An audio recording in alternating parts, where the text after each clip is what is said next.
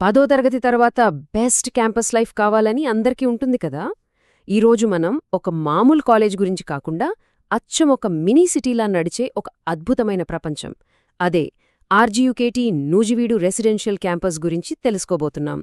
ఈ ఎక్స్ప్లెయినర్లో అక్కడుండే భారీ వసతులు, ఎమర్జెన్సీ మెడికల్ సపోర్ట్, అలాగే ఎట్టి పరిస్థితుల్లోనూ బ్రేక్ చేయకూడని కొన్ని కఠినమైన రూల్స్ ఏంటో డీటెయిల్గా చూద్దాం.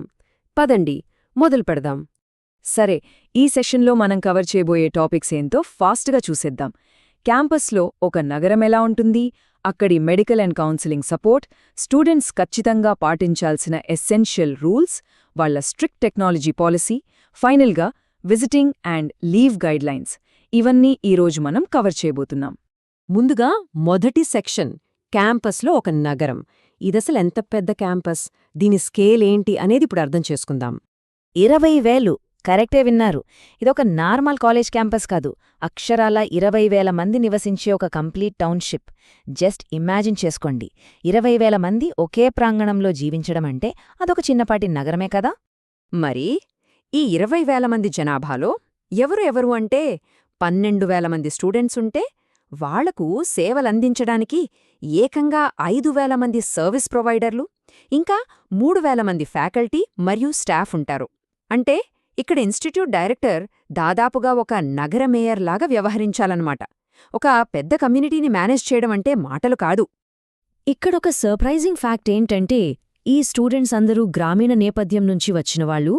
పైగా జస్ట్ 15 ఏళ్ల వయసులోనే ఇంటిని వదిలి ఇంత పెద్ద క్యాంపస్లో ఇండిపెండెంట్గా బతకడానికి వస్తారు. ఈ ఏజ్లో స్టూడెంట్స్ ఎలాంటి పరిస్థితిని ఫేస్ చేస్తారో ఇన్స్టిట్యూట్ చాలా క్లియర్గా చెప్తోంది. ఈ కొటేషన్ చూడండి, శారీరకంగా, మానసికంగా ఎన్నో మార్పులు జరిగే వయస్సది.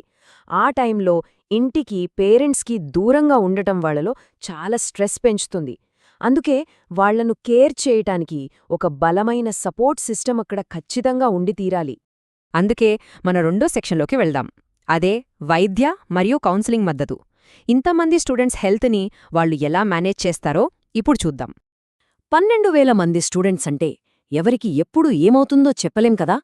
అందుకే ఈ క్యాంపస్లో 30 పడకలు, 3 ఆన్సైట్ డాక్టర్లు, ఇంకా స్పెషల్ మెడికల్ స్టాఫ్తో కూడిన ఒక పెద్ద మెడికల్ సెంటర్ ఉంది. ఇదెలా పనిచేస్తుందంటే 24 గంటలు ఎప్పుడైనా సరే మెడికల్ ఎమర్జెన్సీ వస్తే వెంటనే ట్రీట్మెంట్ అందేలా ఫుల్లీ ఆపరేషనల్గా ఉంటుంది. కేవలం ఫిజికల్ హెల్త్ మాత్రమే కాదు, మెంటల్ హెల్త్ కూడా చాలా ఇంపార్టెంట్. కొత్త వాతావరణం, ఇంటికి దూరంగా ఉండడం వల్ల వచ్చే హోమ్ సిక్నెస్ లేదా స్ట్రెస్ని తగ్గించడానికి లోకల్ క్లినిక్ ద్వారా స్టూడెంట్స్కి సైకలాజికల్ కౌన్సిలింగ్ కూడా ఇస్తారు. కొత్త స్టూడెంట్స్ ఈజీగా అడ్జస్ట్ అవ్వడానికి ఇది నిజంగా చాలా అవసరమైన సపోర్ట్. ఇక మూడో సెక్షన్, నివాసితుల కోసం ముఖ్యమైన నియమాలు. ఇంత పెద్ద కమ్యూనిటీని ఒక ఆర్డర్లో పెట్టాలంటే ఖచ్చితంగా కొన్ని స్ట్రిక్ట్ రూల్స్ ఉండాల్సిందే. అవేంటో చూద్దాం. ఇక్కడ మొదటి కండిషన్, బయటి ఆహారం కంప్లీట్గా నాట్ అలౌడ్. అవును, పేరెంట్స్ గానీ స్టూడెంట్స్ గానీ హాస్టల్లోకి ఎలాంటి స్నాక్స్, ఫుడ్ తీసుకురాకూడదు. పలకరించడానికి వచ్చిన పేరెంట్స్ కూడా ఏమీ తీసుకురాకూడదు. అందరికీ క్యాంపస్లోనే ఒకే రకమైన హెల్తీ ఫుడ్ దొరకాలన్నదే దీని వెనక ఉన్న అసలు ఉద్దేశ్యం. నెక్స్ట్, 4వ సెక్షన్లో వాళ్ల కఠినమైన టెక్నాలజీ పాలసీ గురించి మాట్లాడుకుందాం. పర్సనల్ ఎలక్ట్రానిక్స్, ముఖ్యంగా ఫోన్స్ వాడకం మీద ఇక్కడ చాలా ఇంట్రెస్టింగ్ రూల్స్ ఉన్నాయి. ఇక్కడ చూడండి, ఈ 2 పాయింట్స్ మధ్య చాలా క్లియర్ డిఫరెన్స్ ఉంది. క్యాంపస్ ఆవరణలో, అంటే క్లాస్ రూమ్స్, గ్రౌండ్స్ లేదా బయట ఎక్కడైనా సరే సెల్ ఫోన్ వాడటం పక్కాగా బ్యాన్. ఒకవేళ వాడితే వెంటనే ఫోన్ సీజ్ చేస్తారు. కానీ హాస్టల్ గదుల్లో మాత్రం ఒంటరిగా ఉన్నప్పుడు మొబైల్ వాడుకోవచ్చు. ఇలా చెయ్యడం వల్ల క్లాసుల్లో ఏకాగ్రత దెబ్బతినదు, అలాగే బయట ఉన్నప్పుడు స్టూడెంట్స్ ఫోన్లలో మునిగిపోకుండా ఒకరితో ఒకరు మాట్లాడుకుంటారు. మంచి ఐడియా కదా. ఇక చివరిగా 5వ సెక్షన్, విజిటింగ్ మరియు లీవ్ మార్గదర్శకాలు. కుటుంబ సభ్యులు క్యాంపస్కి వచ్చి స్టూడెంట్స్ని కలవాలంటే ప్రాసెస్ ఏంటి అనేది ఇప్పుడు తెలుసుకుందాం. ఎప్పుడు పడితే అప్పుడు క్యాంపస్లోకెళ్ళిపోతామంటే కుదరదు. దీనికోసం కొన్ని స్టెప్స్ ఫాలో అవ్వాలి. ఫస్ట్, కేవలం ఆదివారాల్లో మాత్రమే కలవడానికి పర్మిషన్ ఉంటుంది. దానికి కూడా అడ్వాన్స్డ్గా అపాయింట్మెంట్ బుక్ చేసుకోవాలి. పైగా బంధువులెవరైనా రావాలంటే వాళ్లతో పాటు ఖచ్చితంగా తల్లిదండ్రులు ఉండి తీరాలి. ఈ పాయింట్ వాళ్ల సేఫ్టీ ప్రోటోకాల్స్ ఎంత స్ట్రాంగ్గా ఉన్నాయో చెప్తోంది. స్టూడెంట్ వాళ్ళ సొంత తల్లిదండ్రులు ఉంటేనే తప్ప వేరే ఏ బంధువులు వచ్చినా సరే క్యాంపస్లోకి అస్సలు ఎంటర్టైన్ చేయరు. పిల్లల భద్రత కోసం ఇది చాలా స్ట్రిక్ట్గా ఫాలో అవుతారు.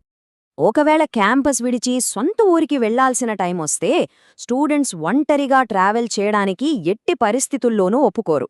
ఖచ్చితంగా పేరెంట్స్ స్వయంగా క్యాంపస్కి వచ్చి పిల్లల్ని పికప్ చేసుకోవాల్సిందే. 15 ఏళ్ల వయసున్న పిల్లలు సురక్షితంగా ఇల్లు చేరడానికి ఇదొక బెస్ట్ రూల్ అని చెప్పొచ్చు. సో ఇదంతా విన్నాక మీకేమనిపిస్తోంది? ఇది కేవలం కఠినమైన నియంత్రిత వాతావరణమా, లేక వేలాది మంది ప్రతిభావంతులైన యువత భవిష్యత్తుకు సరైన పునాది వేసే అద్భుతమైన స్ట్రక్చరా? ఆలోచించండి. ఇంత భారీ కమ్యూనిటీని సేఫ్గా, సక్సెస్ఫుల్గా నడిపించాలంటే ఇలాంటి బ్యాలెన్స్, ఇలాంటి డిసిప్లిన్ ఉండాల్సిందేనేమో. ఈ ఎక్స్ప్లెయినర్ మీకు కొత్త విషయాలు నేర్పిందని ఆశిస్తున్నాను. మళ్ళీ కలుద్దాం.